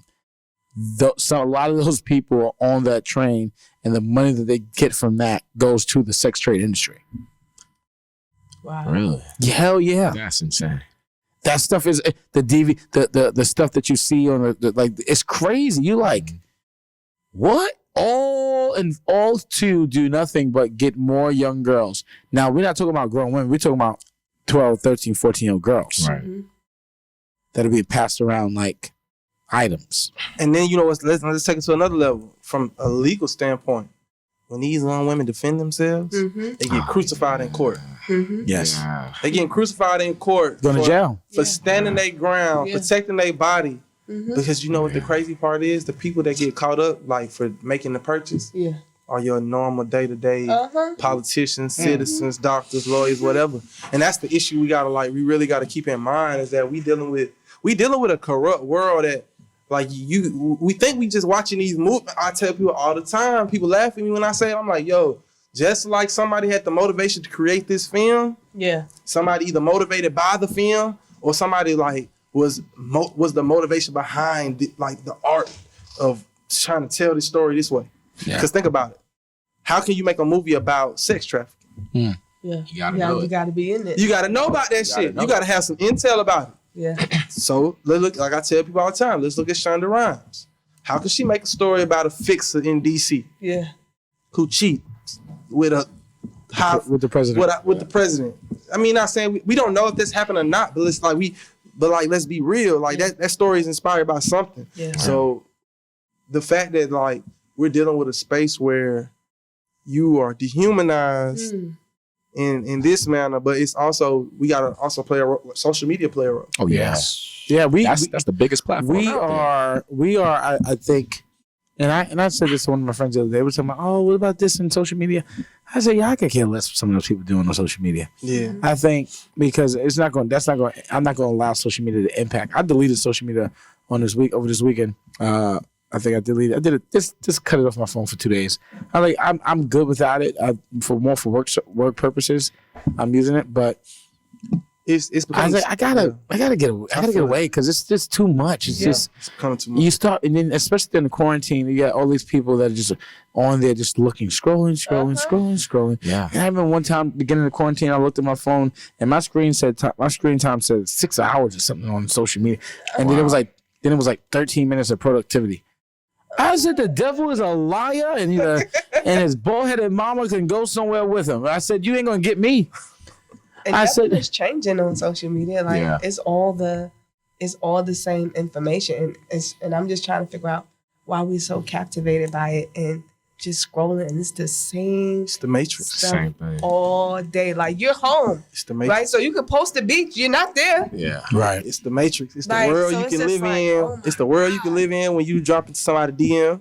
It's the world you can live in when you post this picture and you get everybody and their mom to feel like whatever. But I'm telling you right now, I know for a fact, if you talk about what's the plight between black men and women, social media is that. Man, because let me tell you something. I go on let's say I'm dating somebody. God forbid you go on your explore page. Because look, your explore page the devil. Yeah. Because it just keep pulling your mind. Like it pulls your attention away from like, oh, look at God. Luckily, you can tell I've been looking at a bunch of superhero stuff. So my explore page but imagine though, like your explore page is based on what you're interested in. If you're looking at a bunch of women and just enticed by that, I thought it was the people that follows you. The algorithm provides you what you enticed by. Yeah. Yes, it's only tempting because you want it. So now let's think about that. So now if you keep that in mind as a black man, if you tell yourself that you want to like be on a straight and narrow because you had this revelation and you want to be on a straight and narrow, but you keep engaging with this culture like this, you're not gonna be able to pull yourself away. Like if you actually getting attention in your DMs and you keep responding to these different DMs and you can send that little special selfie, but you got a girlfriend, like all that. That's the stuff that's pulling us away too. So we don't understand intimacy well. We don't understand emotional consistency well. We don't even know what it means to sustain a relationship properly because all that sustainability and all that stuff that we hearing about, we seeing it through a narrow lens. We seeing it through a social lens. And ain't nobody on social media gonna tell you 100% what they going through. They're not gonna keep you, like, cause a real person not finna let you know when they hit her down. Like, I've been married to my wife for 25 years. Social media, this ain't your time to be worried about the fact that, on my 26th anniversary, before I got to this date today, we had an issue. I'm not gonna tell you that. That's not your business. But we feel like it gotta be like that. So, I think you were saying something, Sharise? No, I was just saying you only going to see we celebrating 25 years. Of course. You're not going to see we survived 25 years. You're just going to see the celebration. I feel like every single year is a celebration that you seen this person that you waking up to, that you quote unquote love, right? It's just you go through everything with them. Cause look at our numbers in our age range. We don't got no marriages. We don't have nothing, right? We don't have nothing. And again, a best form by us speaking about is action, right? So moving forward, we need to be about it. So it's best that us saying things is gonna be by us showing. Yeah. So showing up. So Sharise, I have a question. The BLM movement. Do you think that's gonna lead more of us supporting our women? Because see the black, and I love the movement, but I feel like its conception came to be because of a black man. Right? So it's just like your accent is Who? Huh?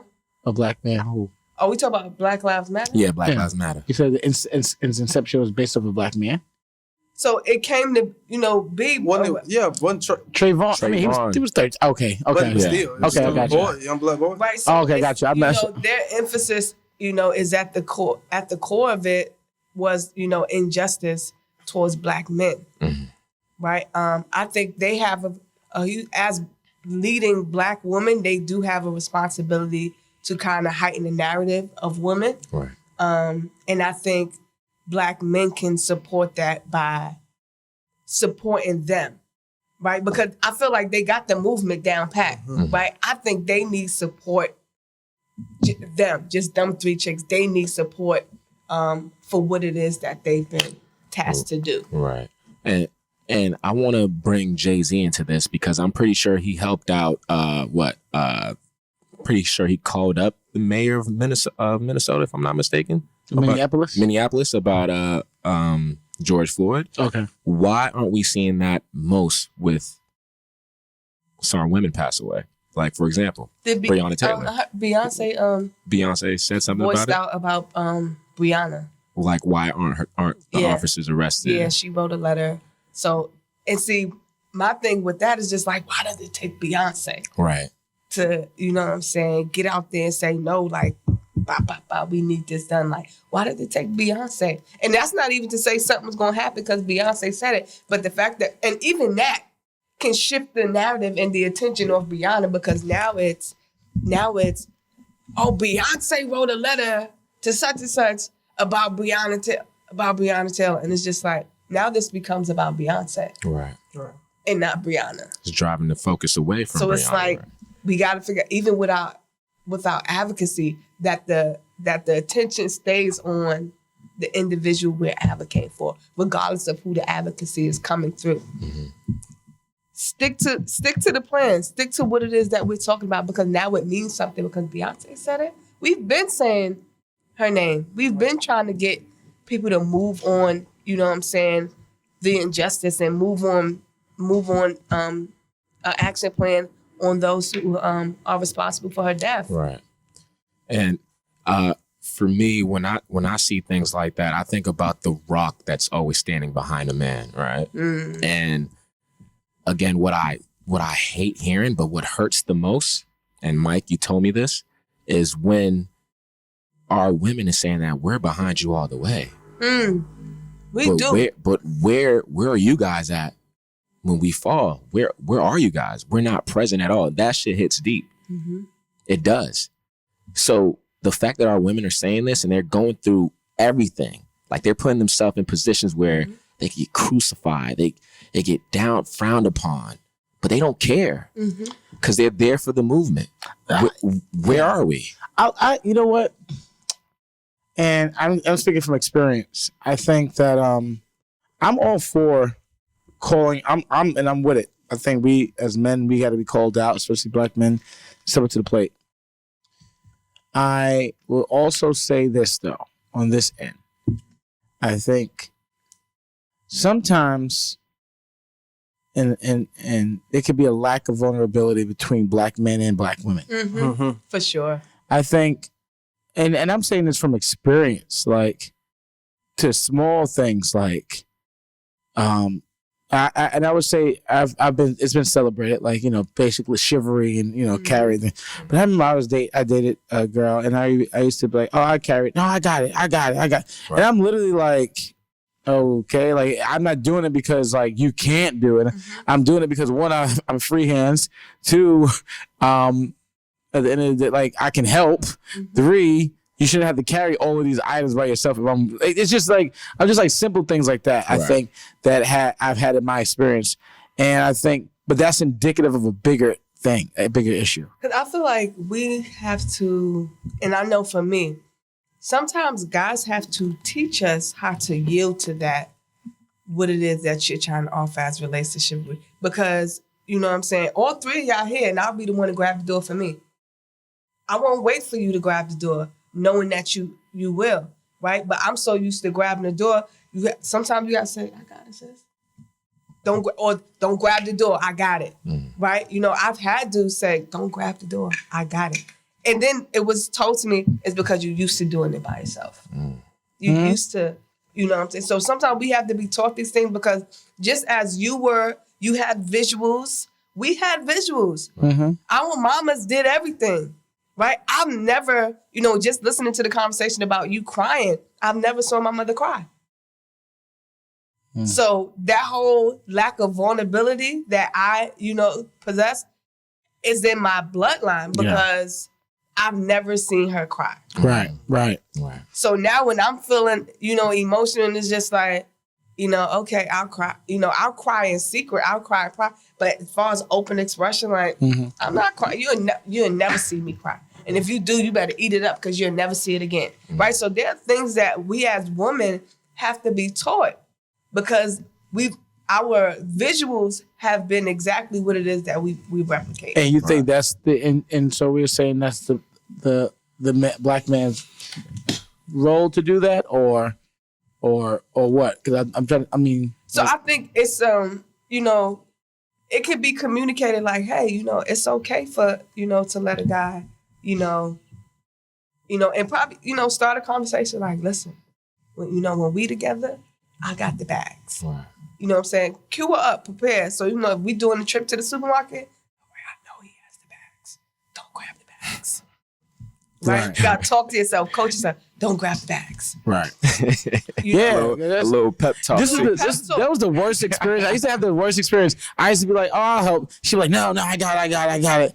And then, especially one time I was at church, and some of the older ladies were like, he just letting her carry all those bags. And I'm like, yo, give me those bags. You're making me look at it. But no, it's I genuinely think that relationships, and I don't think we go into I think we kind of leaning towards more black love, but I think also just the dynamics in terms of how we connect with each other is essential. Yeah. I think communication between black men and black women have to be opened up in a way where it's going to be vulnerable. I want to connect with my homegirl, Tanisha, because she has like this great movement. It's called the Pearl's Heart. And I told her, and sometimes her and her girls, they get together and they do some things where they just have conversations amongst each other, and we're talking about deep conversations and deep stuff. And I'm like, yo, how about we do a mixed one with like some guys and some of the girls? We come together and just have these good conversations. And in a sense, some people were like, I don't know, like as women, we got our safe space. And I'm like, dag, bro, like the fact that our sisters don't feel safe inviting us into their intimate spaces. Yeah. And I think that should be a place where we welcome them into our safe space. Yeah. They welcome us into their safe space, and there's no apprehension whatsoever. Because I get tired of hearing that I get tired of hearing both sides. Ain't no girl, these women are just trifling. And then I get tired of hearing the other side. Oh, men ain't no good. Men, and I think it's a lack of communication. Yeah. Just like the false narrative that black men are still not in their homes raising their kids. Actually, black men on average are actually way more involved in their kids' lives than any other race. Right in 2020. Yeah. And I think, but the narrative is told that we're not. And I think, but because of lack of communication, these narratives continue to perpetuate. And I think it's going to take those spaces where we come together and we lay it all down and we have, I think, mature, honest, direct dialogue. Have I failed at that? Yes, I failed at that. Yeah, I failed at being honest, because I think more so I've been worried about how I'm perceived. So it's been less about honest communication and more about self-image. So therefore, sometimes I feel like I'm just be quiet and not say nothing and not and see, and it'll handle itself. And then therefore, at the end of the day, it's even looked upon worse because I'm not being mature enough to have a hard conversation. Right. It takes maturity to have difficult conversations. So now Mike and Ty, still continuing with our women, how do we compliment our women nowadays? I mean, I don't know if that's a blueprint for that. It's about what you feel, and how you like what you like. If you get a chance to really see somebody for who they are, you'll find that compliment, because I don't think compliment sometimes it's got to be a word. I think it's like compliment of your spirit, your essence, your presence in somebody's life, because of the fact that like I'm aware of what you go through. So I'm just like I'm always like you. Like I want somebody to know that I'm always in their corner. They can like find me. Like it's not I'm always searching to get this response from him to do this for me. Like I think it's like traditionally just it's like happening. And I really, like I said, I don't have an answer for it. I think it's about just you got to really like hit yourself first. Like go inside you and really look at those untold truths. And then once you get there, You think about your levels. You got to question yourself about your levels of intimacy. Like, what do you view as intimacy? Why do I view them that way? Because all that stuff plays a role. Because if you compliment somebody for their attention, then that's toxic too. Right. And I know I've been on that level as well, where I've been like, you know, shooting out these like slurs, you so beautiful, all this, that, and that.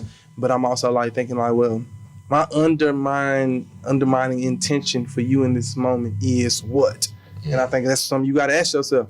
Like, what am I looking for from you in this moment? Because if you don't, I think you get lost in that compliment phase, and you think that that's what a woman always want to hear, that she beautiful, that she this, because she ain't heard it this way from this way, or like it's much deeper than that. It's like, they're not asking you to tell me I'm beautiful because of, like, she know what she look like, but we talking about what's beautiful about me. Exactly. So Ty, Well, and no response to that. To what he said? Yeah, how do you? No, I agree. I think, no, listen, I'm with it. I actually would have had more from Sharise. How do you take compliments? So let me say this just to piggyback, right? I think when it comes to compliments, right? Yeah. Compliments are more of geared toward appearance than it is geared toward awareness, right? Where, you know what I'm saying, compliment my existence by yours. Right? I know I'm pretty, right? Compliment, you know, me as the person by showing up and being compatible and being, you know, synced in. You compliment me by being able to exist where I am. be present. Right? Present, right? I compliment you by being able to exist where you are. I always say I want the guy that I could walk away from the table and he could keep the conversation going. Thank you. Right? You compliment me because our existence are synced. Even though we are two different individuals. Right? That you can walk away and I won't come back and they just like, get rid of them. Right? Compliment my existence. It's beyond appearance. Be aware of who it is that I am and compliment that. Yeah. That's beautiful that you said that. I think that's the dynamic that is often forgotten about. Like you said, I can walk away from the table and the conversation can still go, right? Can we one of my favorite lines from the movie, what's the name of that movie that just came out? Can't quote Boomerang on the show. No, Boomerang. What's the name of that movie when they were on the run? Dang, I'm having a brain fart. The black couple. The cop? Yeah, they killed the cop. Queen and Slim. Queen and Slim. When they said the legacy. You be my legacy. Right? Yeah. Like, that hit. That in a sense, when you think about it, I'm waiting to drop that line on somebody. I'm waiting right now, boy. The day I get on one knee, it's not gonna be will you marry me. It's will you be my legacy, bro. That's it. You know what? No, Michael. You know, we all gonna be like, you propose? Yeah. What you say? Will you be my legacy? Yeah, boy. But no, that's yes. Hey man, what's up, Quinn? Queen and Slim, I think that's the essence of it. Like, people, you want to connect with someone, and that is what I think. When we can get to the point where we can connect and we will be each other's legacies. And that means what are people going to say about us when we're gone? And are you building towards that? And are you thinking about that? I think, but that takes a level of accountability that I get annoyed at. Not just naturally. I think, what you say? I was just saying, not just accountability, but, you know, that type of compliment and that type of synergy takes awareness of oneself. Like, you have to know what you bring to this. Like, that it is a significant contribution to what it is that we've been designed to do together. Yeah. Right? We know what we can do individually, but as far as us collectively moving as a unit, you have to be secure in what your contributions is to this unit. And even, let me open this up, because I actually want to make sure that that in the sense that we're inclusive, because you have every black woman is not with a black man. There's some black women that's with another black woman, right? There's some black men that's with another black man, and that's okay. And that's okay. That's okay. It's beautiful. I think the essence is communication needs to be at the forefront. Empowerment needs to be there. The level of trust and integrity needs to be at the forefront as well. But I think before we have our shows, one of the things you guys know I love to do, and Reese knows, I could talk. I'll have some conversations and we go for hours. Every time you introduced your prop, you said, I was talking to somebody. It's different conversations because I think that for me, I love being a part of different think tanks, right? Yeah. And so being able to pull in this, and lately the last couple of weeks, I've been having conversations with so many people about education, about life, about church, about faith, about school, about whatever it is. I've been having conversations, and it's interesting. The more you engage in these conversations, the more you're intellectually stimulated, but the more you grow. Yeah. Right? Keep that mind fluid, bro. It keeps it fluid. So gotta keep it running. Now, Sharise, I got a question for you. Yes, sir. I love this question because me personally, I love talking to women because I learned so much more. Right? I learned a lot more. Talk about it. I know. What do you love about being a Black woman? Oh, that's good. Yeah, damn. Sorry about that. That felt good. I love that. I love that my existence I was born into this. I wasn't taught it.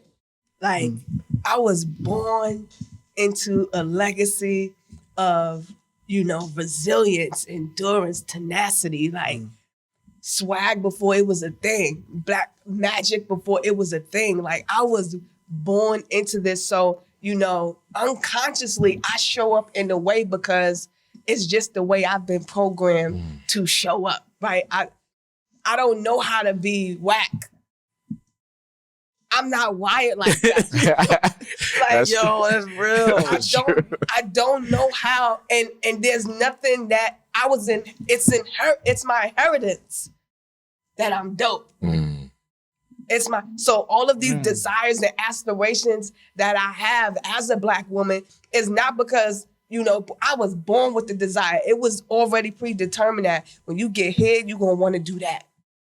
It's already been painted out for me. Can you say that one more? You was born what? You was born dope. You can't be whack. I don't know how to be whack. There's nothing, and beyond my examples, beyond my, beyond what has been portrayed before me. I just feel like regardless if I had examples or not, I still would be where I am today because I was born into this magic. She was born. Ladies and gentlemen, this is Minister Sharise Wigfall. You can catch her on Sunday mornings at the Greater Allen Cathedral, where she is under the great leadership of Reverend Elaine Flagg and Reverend Floyd Flagg. Hallelujah. Yeah. Hallelujah. And you can catch her. What nights is it? Tuesday nights? Young Adults Bible Study. Hallelujah. Give God the glory. We're going to read the offering right now. You hear that? Listen, and you got bars, girl. That response was just like so fucking moving. That shit has touched my soul, right? Well, you know what else touched my soul? The speech that you gave at Education for Justice. Oh man, that's real. Listen, that was heat. I was in the crowd.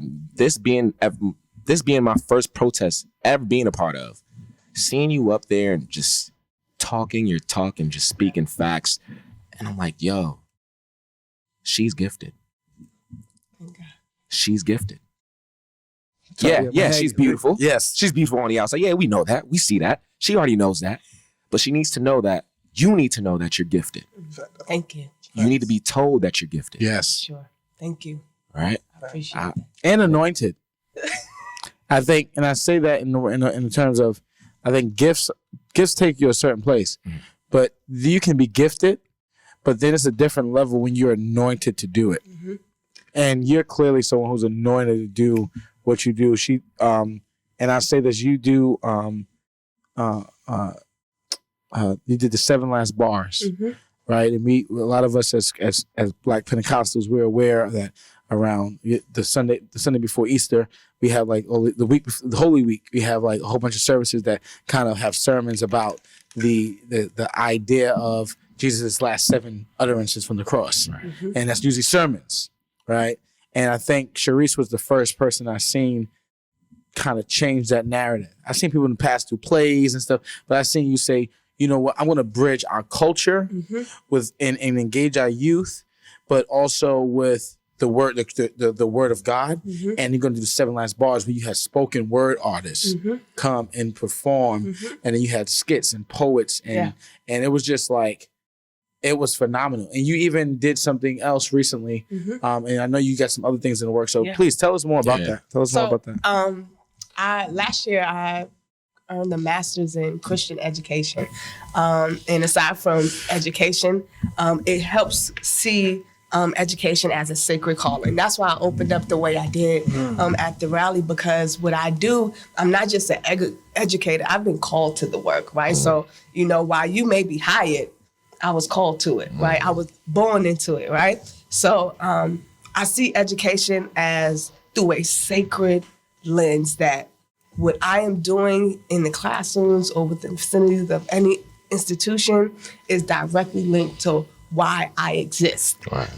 So I went and got a master's in Christian ed. I went up to New York Seminary, and I was just working on a thesis project, and I'm just like, I want to fill a void, right? And a void outside of, we know literacy is low in the context of our schools, but biblical literacy is also low, right? In the context of churches among millennial demographic, right? And I'm like, what can we do to help increase and engage young people with scripture reading? So I introduced the idea as hip hop as a culturally relevant pedagogy for religiously educating youth, right? And where we merge the sacred and secular to create something that will be comprehensive, be engaging. And I am an advocate for engaging young people what they aren't engaging with, what they're already engaged with, right? So they love music. So introduced the notion of, all right, Holy Week, we're going to do the 7 last sayings. Everybody's going to say, I thirst, or let's,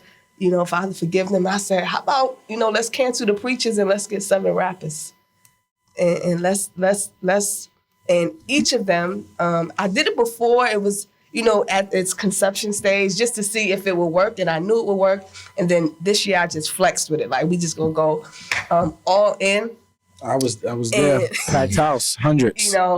It was close to 1,000 people present. Close to 1,000 people present. And what I wrestled with the idea that it wouldn't work, God just flexed like, no, this is going to work. And this is where I tell people, you could take secular items and, merge it with some sacredness, and it just becomes sacred. So I got 7 rappers. They've never done the task like that. I said, you can only rap this verse. Don't rap nothing else. Well, now, was that hard to manage? We're talking about 7 rappers 7 rappers, and 3 were females. Right? And I'm going to send a link to where you can watch it. But I chose who I chose because I know they can do what I was going to ask. So I chose them according to their, not just ministry, but their musicality. They can do it. So I'm like, listen, you only got this first. Don't go outside of it, because then you'll go into the next artist piece. Okay. So it's like, a lot of them have never done it it was the first time they were able to do it. And it was phenomenal. And that's what a lot of my work, as it relates to ministry, it always fuses popular culture, because it's what has shaped us. Right. Yeah. Aside from our faith, popular culture shapes us. So I think it's important that we consider alternative things that are shaping the lives of young people, and in any capacity, or any entity that they're occupying, whether it be school or church. Consider the cultures that's shaping them to educate them. Okay, that's lovely, man. Now, I'm going to switch it up on you real quick. What up? Pre-COVID, what's a typical Saturday night for Sharise? Pre-COVID? Ooh, okay, it depends. It depends what happens on Friday. But a Saturday, if I'm bumming, Uber Eats in Crooklyn. If I'm, if I'm being a bum, Uber Eats in Crooklyn. If I'm stepping out, it varies. We could do brunch, we could do a rooftop, we could do a day party. We could start the morning with some, reading and some, just some regular stuff. And then we can, spend the day out, go to the park, I'm very spontaneous. I'm one that will get up and go whenever I feel like it. So, I may, go to the Hamptons, may, go to the Bronx, Oh, God. I don't know. Right? No business. I don't go often. I don't go often. I don't go often. But it depends. It depends. But my favorite is the Uber Eats in Crooklyn. It's just I feel it. I never had I know the Uber Eats. I watch Crooklyn, but the Uber Eats, I feel that. Uber Eats in Crooklyn, and you just like, this is good. And by 5 o'clock, you never know. You may see something maybe popping off. You be like, I bet we could do that. That's what's up. We could do that. I don't think y'all just caught what I just said. I said I never had it. Had what? I'm thinking that Crooklyn is a restaurant, bro. Oh my God. Yo. Give me mine. How she gonna Uber Eats and then Listen, I just caught on, man. You got to give me time. Yeah. It takes time. This is what happens when I'm a math teacher. Where you from? No. This is what happens when you're from Boston. Wow. And you went to a HBCU in New Hampshire. Do not shun my university. Like that, I mean, it's cool, bro. at least I didn't go to Nyack, bro. Yo, see what you're not about to do, what you're not going to do, because Nyack will be up here in full force in a minute. Happy outside. What's the name? You see, Exactly. Thank you. he asked me about my colleges. He said, "What's Nyack?" Yeah. He doesn't know what Nyack is. It's a college. It's a college. So you went to school? Yes. You got your bachelor's. S and masters. Got you. Gang gang. It's all good. Thank you, Michael. I appreciate it. This is exactly what. That's why I see eye to eye with you. Not you. Fun fact, before I even moved to Brooklyn, I didn't know what a brunch was. I didn't know y'all was so big on mimosas, bottomless mimosas, Yeah. these Yeah, that might be. They don't have brunch is not a big thing in pretty Brooklyn? sure they do now. I ain't go to brunch in Atlanta like that. Wow. I mean, I was In Atlanta? I thought brunching. I remember I came here at 22, so Oh, okay, yeah. I wasn't like, Brunch is it. I just started brunching yeah. when I became a teacher. Yeah. Like it became I was in like, it's 2016. I know for a fact I was in Woodland faithfully. Yeah, I was. Yeah. I never knew. Every Saturday, Sunday, I was like, yo, y'all trying to go to Woodland? Woodlands get me overwhelmed, bro. Bro, that's It the was problem. overwhelming being And there. Woodland was a part of my toxicity. God bless Woodlands. I was going in there acting like a different man every other time. Oh God, yo, To the point you bump into somebody you done already shot at yes. before. Woodlands At the bar, Lord. It's this toxic stuff. Yeah. Just something. Woodlands was toxic in some of my past relationships. It was You want to speak more on that, bro? definitely not. Woodland was in a Let relationship. it die with Woodlands. Woodland was in a relationship, bro. Sharise, Yes. what would you tell these fools that are sliding your DMs nowadays? Ooh, Not all our fools. Come on, somebody, because I be sliding, and I'm not even trying to be on no extra. I'm just trying to shit. I don't know what else I'm supposed to do. I'm damn at home. I love it. I love it. Not all Thank our you. Fools. Everybody ain't no fool. Shit. Not all our fools. Excuse my right? language. But what I do emphasize, I'm an advocate for, you can't be interested and not intentional. Right? So, when you consider your reasoning or why you slid into my DM, consider that reasoning with your follow through. Don't just, you know what I'm saying? Consider that reason when you consider the time you hit me up. Don't do 11 o'clock. That's Don't bad do- timing. Don't do 10 p.m. Try to stay after 9:30. Don't go into a DM.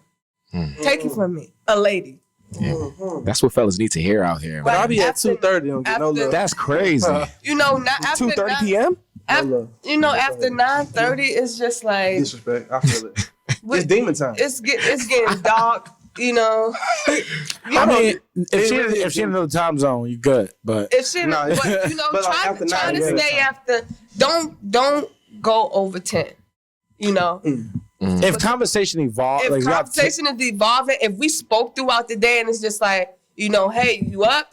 And it's like, all right, we spoke throughout the day. So yes, I can kind of engage. But if you just randomly like sending a set of eyes, Oh, I've done that. oh, you damn fool. I've done that in my day. I got a bad habit of, I'm not gonna lie, I got a bad habit of the heart jump. Hard eyes. You know what I used to say? A white kid sliding down the slide. What? Yeah, face That's me first. sliding Yeah, slash me sliding into the DMs. Nah, they had to respond though. Right? They had to respond. It was funny. It is funny. Oh God, no. shooting a shot with the hey. shooting it. Hey, What does? Hey, can you? I probably would respond to. I would have definitely responded to the sliding board. Like, Would you say that a man has to be creative when sliding into DMs? it got to be again. It got to be intentional, and you got whatever you was going to follow the initial slide has to be captivated. So what's going to keep me engaged to shift my already deciding factor of why you hit me up? See, I use gifts. See, I speak through gifts. Because sometimes you really nothing you can really say. Because if you think about it, like it is something you might have already heard before, and I don't want to be the like. I know you already heard this before, but I'm trying to I'm trying to. So you think about a gift or two, the right direction. Just make somebody. I know I can make you laugh. I know I can make people laugh. Like eventually, I'm gonna do stand-up comedy one day on my own. One day, I'm just gonna invite everybody and charge y'all $12. $12. That's a little too much, bro. Nigga, I'm good. Yeah, but I you gotta don't prove it know. first. I don't She know. laughing already. $12. I'll take two. You'll pay $12 for him. Bro, what? $12. What? Okay. $12? I don't know. I'll say 6. You sleep. 6. That's too much. Sleep. I'm Because catching if I do that I'm bad, catching that 'cause doing if you think Instagram about- lives. If you think about it, if I do that bad boy on Eventbrite, you gonna have to come on, I gotta get some money out of it. Yeah. $2 off Stop that. it. Anyway, now $2 off that, bro. I really do appreciate what you said. Like it's the reason and the intentionality. That is Thank something you. that, as an adult right now, that's what I've been working on. Yeah. My reason and intentionality. And to be real, I've been back to myself like 5 months. Yeah, I know what I mean. No, I don't know what you mean, bro. I've been single and to myself for 5 months. Can you elaborate? I on know, the right? To myself. Quarantine. Yes. All right, you got. But that's why you've been to yourself because quarantine. No. That don't mean you can't. You haven't been engage breaking the somebody. rules? No, I haven't. I actually been to myself. Like it's just been me. I'm gonna keep on asking me that and my question until you thoughts. crack. It's been me and my thoughts. You haven't learned that Mikal Driver is not going to crack a depression. Nah, The more you add, the I gotta be ease with it. you gotta get him to lower his guard, lower his guard a little bit. Sharise, please tell our listeners where they can follow you at, any social media platform, and anything else that you do. So on Facebook, it's my name, Sharise Wigfall. Twitter is Sharise_W. Instagram, Sharise_W. Thank you for joining the Ghetto you for Prophets having today. me, All right. Sharise. It was a pleasure. Before we leave out, of course, I gotta do my little sum up, guys. Let's back up our women all the way. For sure. Let's not just make this a trend thing. Let's be about it. Yeah. Again, I don't know. That might be the title of the show. Be about it. No. Dad, you got bars. Yeah, I like it. I like it. All right, man. All right. Please don't forget to follow us on our social media. Ghetto Prophet Podcast on IG, Ghetto Prophet Podcast 1 on Twitter. Still don't agree with it, but damn, fuck it. And Ghetto Prophet Podcast on Facebook. Peace, love, and we out. Hey, yo, Maroc, happy birthday, my boy. Yeah, 43, Mo-Rock. for three, Big 43, man. Yes, sir.